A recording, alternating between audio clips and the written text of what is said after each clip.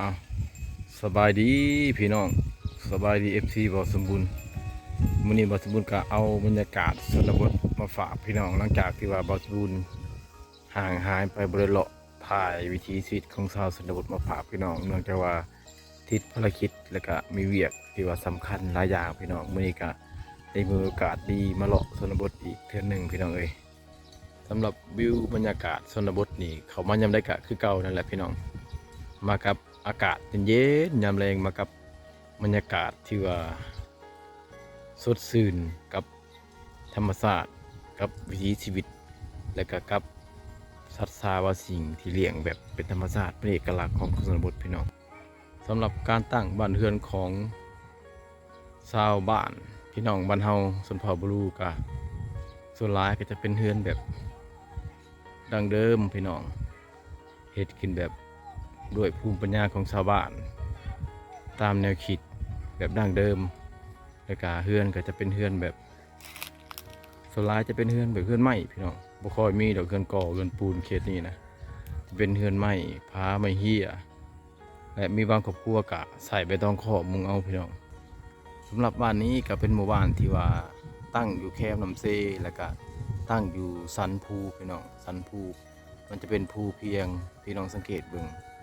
หมู่บ้านก็จะเป็นหมู่บ้านที่ว่าสะอาดมีความบ่ค่อยจะมีความเปื้อนปานใดพี่น้องเพราะว่ามันจะอยู่เทิงภูพี่น้องจะเป็นภูเพียงถึงยามฝนก็จะบ่เปื้อนพี่น้องเอ้ยน้ำจะไหลลงน้ำห้วยน้ำเซหมดจะบ่มีน้ำค้างน้ำอังหรือว่าเป็นประเภทว่าน้ำมูลสัตว์ต่างๆที่ว่าค้างในหมู่บ้านจะบ่ค่อยค้างนะพี่น้องมันจะไหลลงห้วยน้ำลำเซหมดเฮายับออกไปทางหลังพี่น้องไปทางหลุมพวกนั้นจะเป็นน้ำเซบางเฮียงเลยพี่น้องแต่มาทางนี้ก็จะเป็นหน้าผาเบื้องนี้พี่น้อง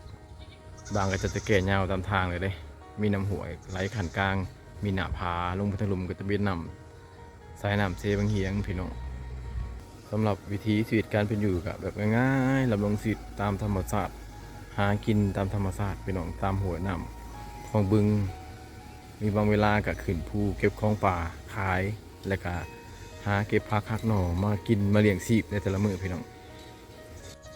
บ้านนี้นะครับมีประชากรบ่ค่อยหลายเด้อพี่น้องเด้อเพราะว่าส่วนหลายวัยหนุ่มในช่วงนี้ก็จะเข้าหาทำงานอยู่ในเมืองพี่น้องจะเหลือตั้งแต่เด็กน้อยกับคนเฒ่าอยู่เผาเฮือนเท่านั้นนะแต่ว่าช่วงค่ำๆจังซี่เนี่ยก็เจ้าบางเทื่อก็เจ้าก็ลงห้วยลงหองไปอาบน้ำและบางครอบครัวก็ยังบ่ทันมาแต่ไห้แต่สวนนะ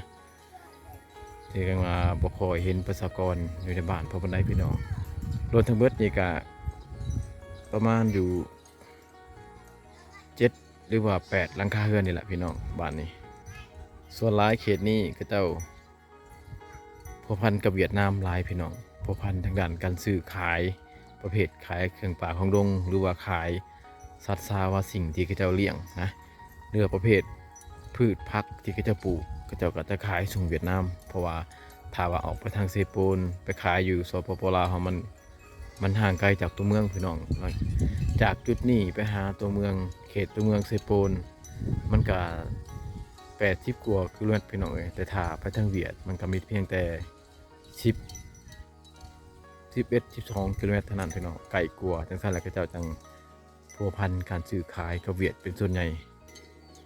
บรรยากาศยามแล้งๆจังซี่นะงัวกล้วยกับเขาคอกเขาแรงบางโตกับบริมานอนอยู่สันภูเลยพี่น้องงัวกล้วยนี่เลยบางโตกับมานะแต่ถ้าเป็นยามฝนน่ะมันจะลงมามืดนะเพราะว่ามันมานอนส่วนฝนอยู่กลางบ้านแต่ยามแรงสินะมันก็นอนอยู่เชิงภูแน่แล้วก็ลงมานอนอยู่บ้านแน่พี่น้อง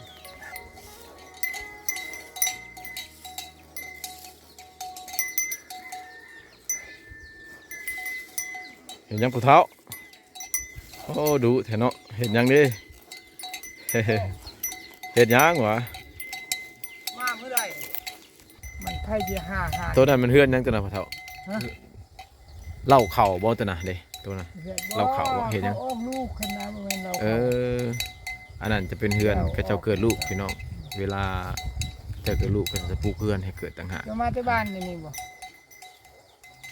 พ่อเฒ่านี่ก็เป็นเจ้ากกเจ้าเหล่าในบ้านพี่น้องคือว่าเราเว้าคันว่าเป็นเวียกเป็นงานเราเว้าเลยจากแล้วนะพี่น้องเวียกงานต่างๆก็จะถือว่าเป็นผู้ใหญ่ผู้ทุกคนบุติภายในบ้านนี้ เป็นคนเป็นห้อยเฮาลูกแก่อยู่ในบ้านนี่ ตะกี้หันจุทหารชายแดนเนี่ยเบื่อปากกับเฮาจิแก่ สบายอหลีหมูนี่ก็เลี้ยงเนาะมือไว้ง่ายเลยพี่น้อง นายโลมามาห้า มีแต่ปล่อย นายทหาร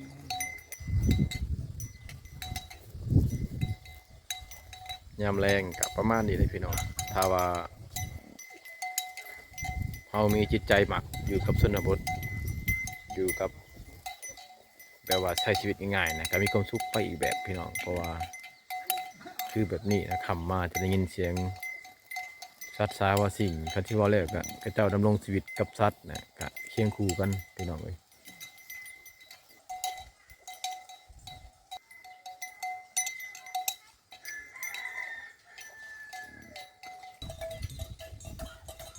ยับมาโซนทางนี้พี่น้องมันจะเป็นน้ำหวยในเบื้องนี้เด้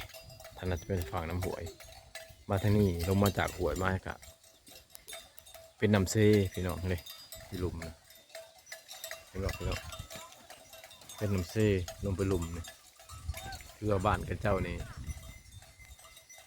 คือว่าบุอึดน้ำใสแหละพี่น้องถ้าว่าปลูกพังตามเคมเซนี่พ้นได้หับกะเรียกว่าร้ายกว่าดินน้ำเซเนี่ยนะมันจะเป็นดินฝุ่นสุดร้ายนะพี่น้องเห็นบอกพี่น้องสังเกตเหมือนพลปลูกกับเจ้านี่งามเท่ๆได้บดใส่ฟูใส่ฝุ่นแต่ว่างามพี่น้อง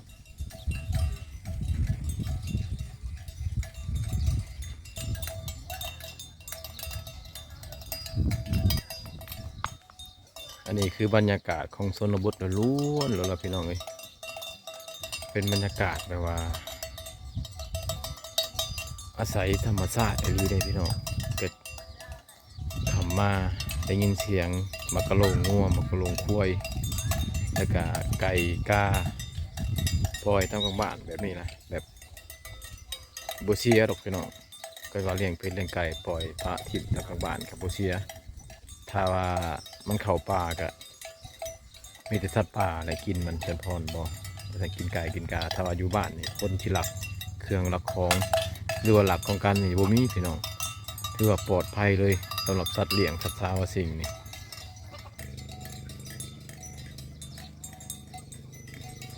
พี่น้องบ้านเฮาเห็นสภาพของหมู่บ้านแบบนี้แล้วมีบางคนอาจจะคิดฮอดอดีตคือหลังตั้งแต่ข่าวปี80ปลายหรือว่า90ลงไปพี่น้องประเทศอื่นๆตัวอย่างคือประเทศไทยอาจจะมีวิถีชีวิตแบบชนบทแบบนี้ขาดแต่ข้าวก่อนพี่น้องแต่ว่าคู่มือนี้บางเทื่อประเทศชาติพระเจ้าเจริญอาจสิบ่ได้มีแหละวิถีชีวิตหรือว่าการเป็นอยู่แบบบ้านๆแบบเก่าๆไปนี่นะพี่น้องแต่ว่าเขตสปปลาวโดยเฉพาะแมนเขตจุดชุมเชียงตุบหรือว่าเขตเมืองพีนเมืองนองยังมีเด้อพี่น้องเด้อพี่น้องสามารถ